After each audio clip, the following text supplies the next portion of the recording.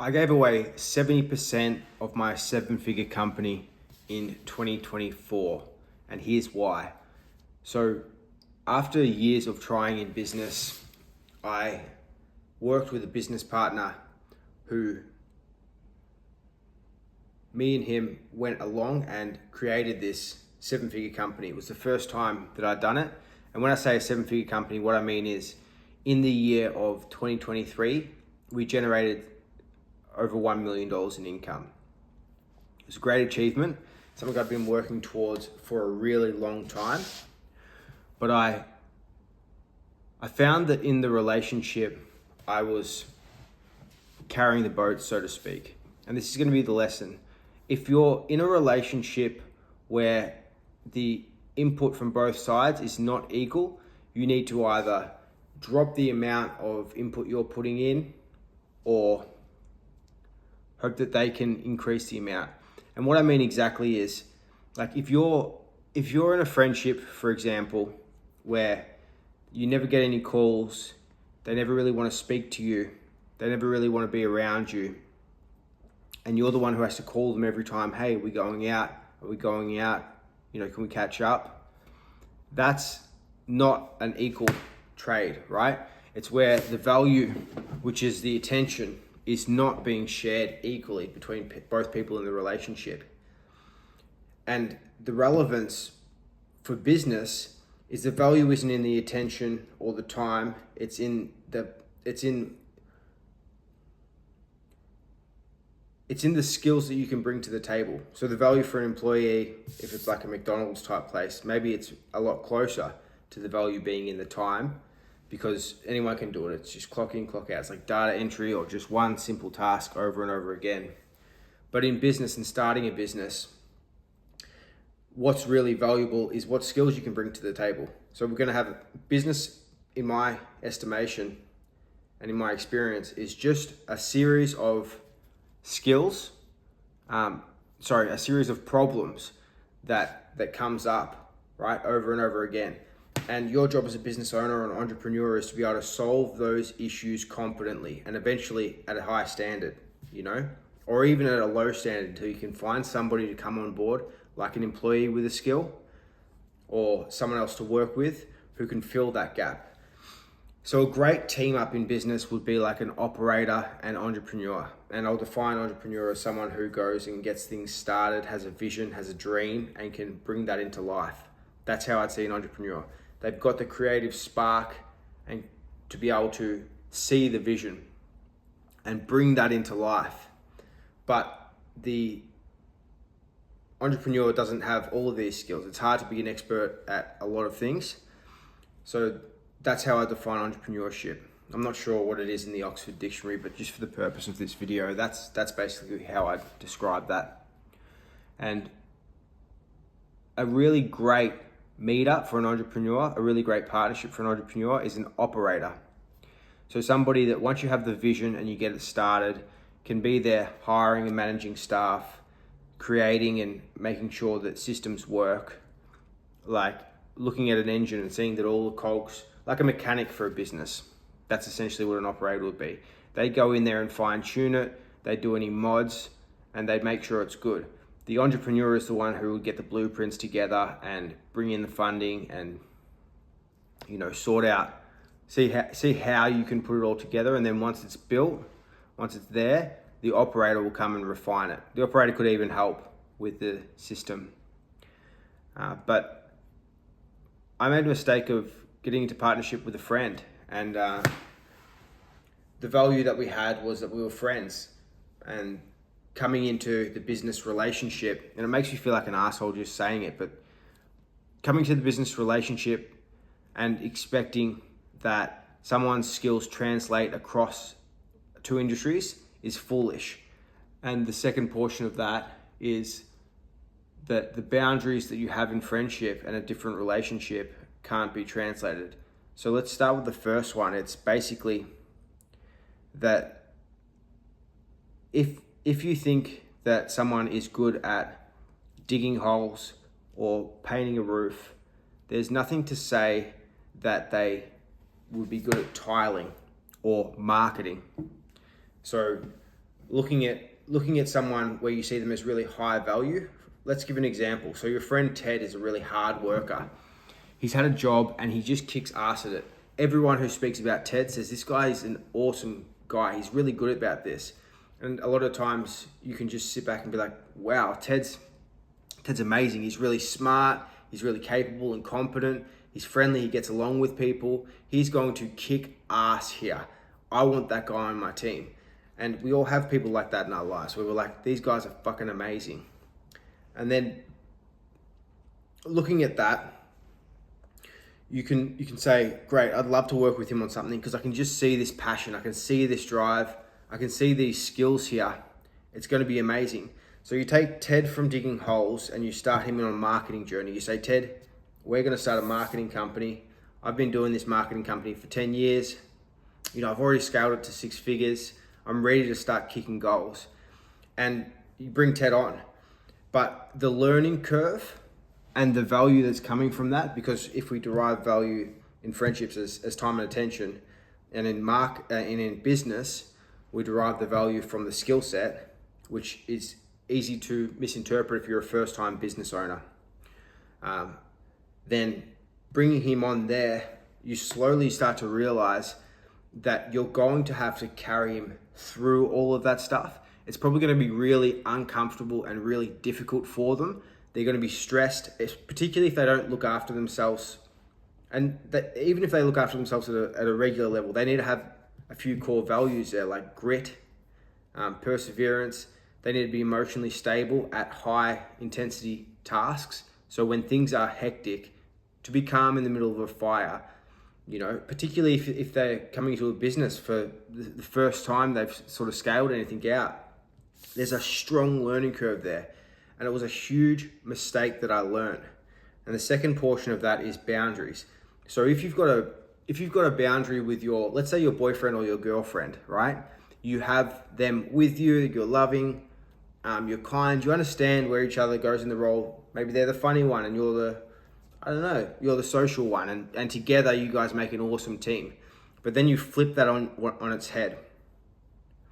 And all of a sudden, you're the boss of your girlfriend, or you're the one who has these skills in a certain space, and you've brought them on board to work with you, and you're like, hey, you know, Rochelle, you've got to kick ass today. Like, we need you to step it up here.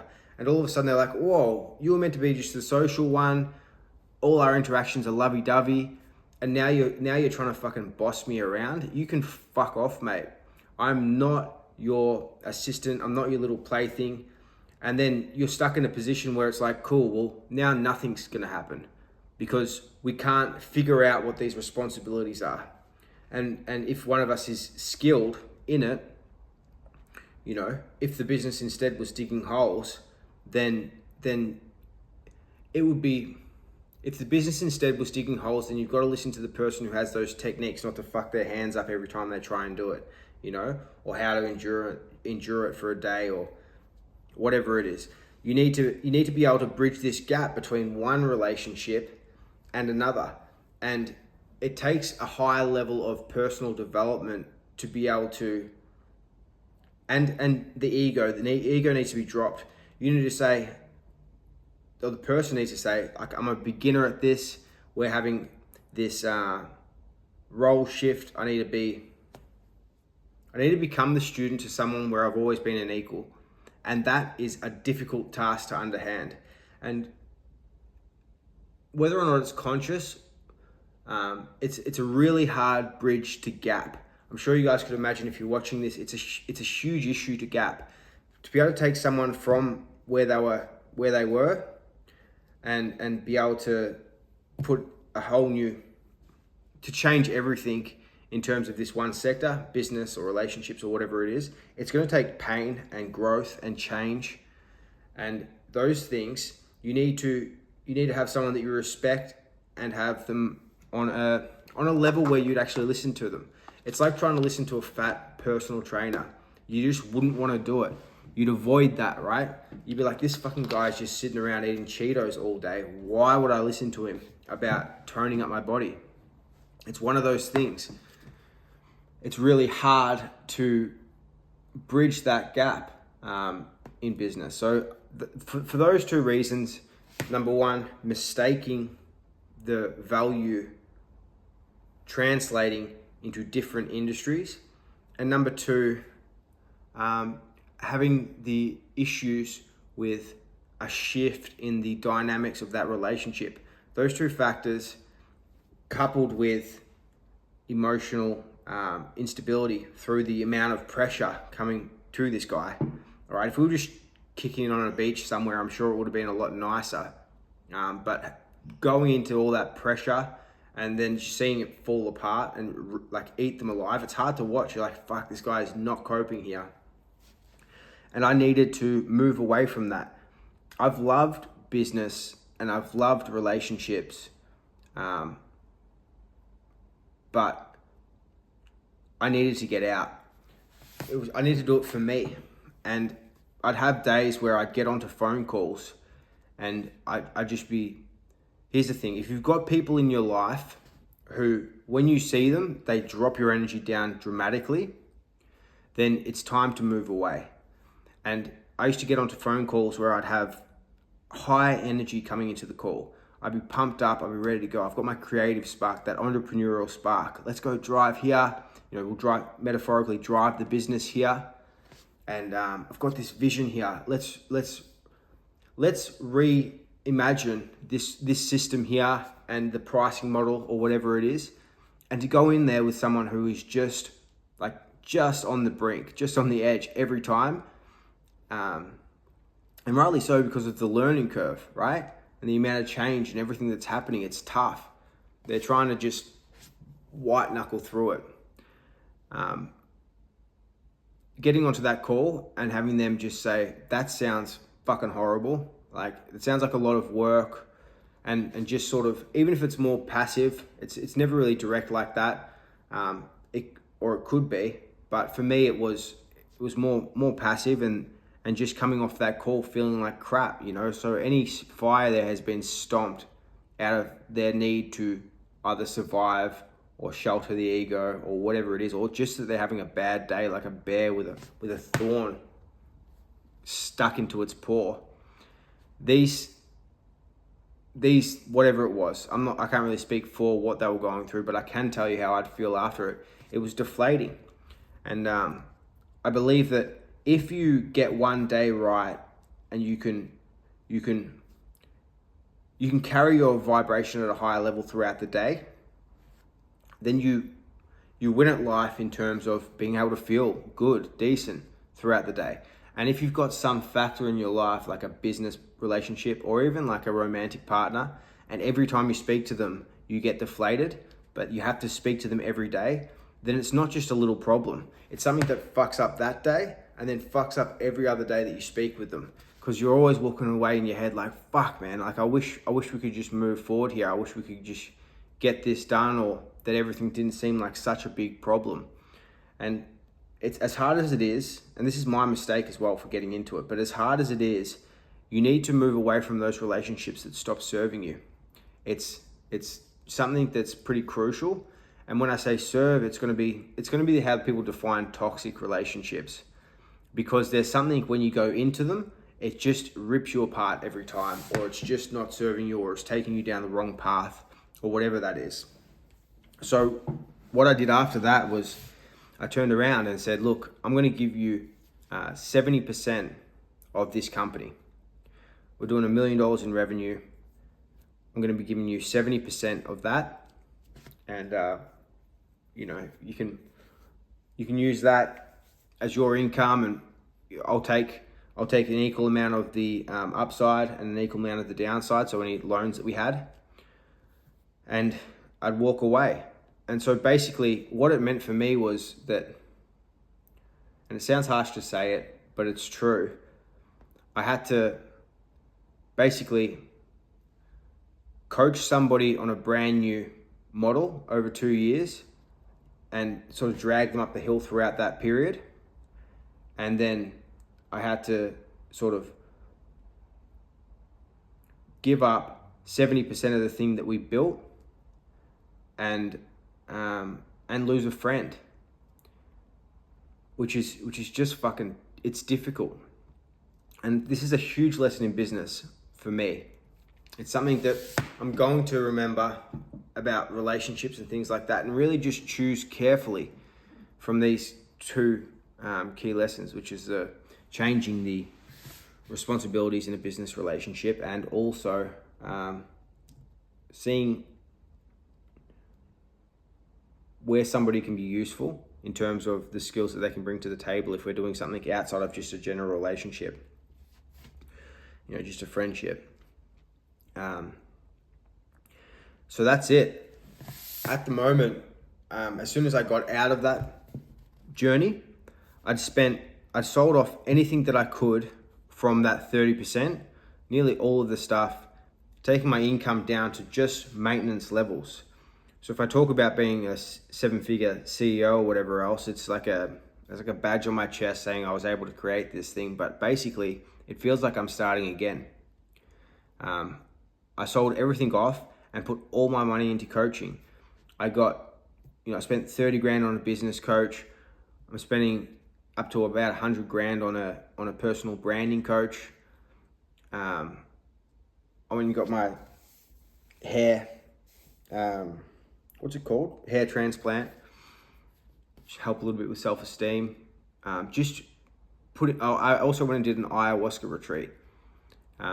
So everything that I could do to try and level myself up is basically what I'm doing. So right now I'm in a process of burning the boats, just moving away from what it was, and really redefining my vision and going again, which is, it's a hurt to the ego. Like, I think I'll move back into one of our accommodations, which is like a shared accommodation, and just to save that extra, 40 grand a year or whatever it is that you'll save on rent, 30 to 40 grand a year, and just really dial it all back in.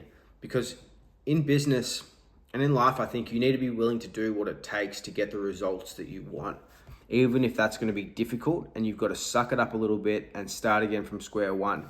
If you can drop off these different elements that are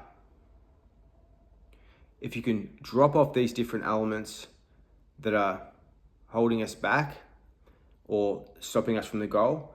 Like, if you look at the goal and you've got to make this change, and this change. The faster that you can go forward and make those changes and just suck it up and take the loss, take the L, right? Are we recording? Yeah. The faster that you can do that, the faster that you're going to hit those goals. So it's one of those things. And what I'm going to be looking to do, I think, is move into coaching. I've got coaching with, I'm stuck between two. It's going to be the real estate coaching. So to be coaching people how to generate an income to replace their job, right? Which is good, because even though I'm whinging a little bit on this video, I'm still in a position where everything's going to be covered from rental income, and it has been since 2018, which is awesome, just through my real estate stuff. The second one is I want to help people with personal development, so that if, like when I talk about my friend, if they're in the fire, they have tools to be able to maintain a level of emotional stability and not fuck relationships around them. Because it wasn't like he was just drunk all the time, which is another reason why people might not have stability in their emotions or the things they say. It's just not being able to cope that well with it. I mean, there's a scale to it. So you're either, like, there's people out there who can't cope generally with day-to-day shit, like doing the washing or stubbing their toe will fuck up their whole day, and they'll just be outrageous to people around them. And there's levels to it. It's like, put more pressure on them. How are you when you're tired? How are you when you have deadlines? How are you when you're doing something uncomfortable or new, or someone says something you don't like? So there's levels. There's a scale here on how much shit you can eat before you become a degenerate, And if you want to go into business, you've got to eat shit. And if you want to do it at a high level, it gets harder and harder and harder. It's why a lot of people will just stay in their comfort zone, right? They'll just generally exist and never really chase anything, because as soon as they do, it becomes unbearable. And rightly so, because it changes everything they want.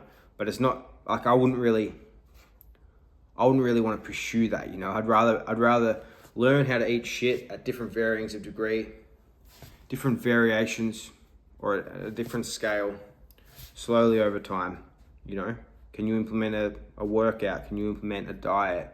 Can you stick to it? Can you implement a new business, a new job? Can you be the best at it? Whatever it is, a new relationship. Can you work on that relationship actively? That's the journey of the personal development stuff. And it's something that I have done for the last decade since I got off drugs. And it's basically just a culmination of a few things like wake up time, sleep time, supplementation, food, exercise, and chi practices, as well as timing around when you're doing that stuff. So not working past 6 o'clock, not really starting work until 8 or 9 o'clock, that sort of stuff. So that's essentially it. And those ones will cultivate growth in your life, and you'll start to be able to process things at a higher level in terms of emotional stability. And also you'll be able to process past stuff that you've been holding on to. And it's been a game changer for me. So it's those two things. It's going to be lifestyle coaching, or it's going to be real estate. I'd love to find an amalgamation of the two and be able to present that to the world. But right now it's just working with a business coach, starting to coach people on this real estate stuff, and working on the personal branding coach with another one of my coaches, and just being authentic, talking about things that are happening in my life and letting people in rather than having to wear some mask and walk around society with that.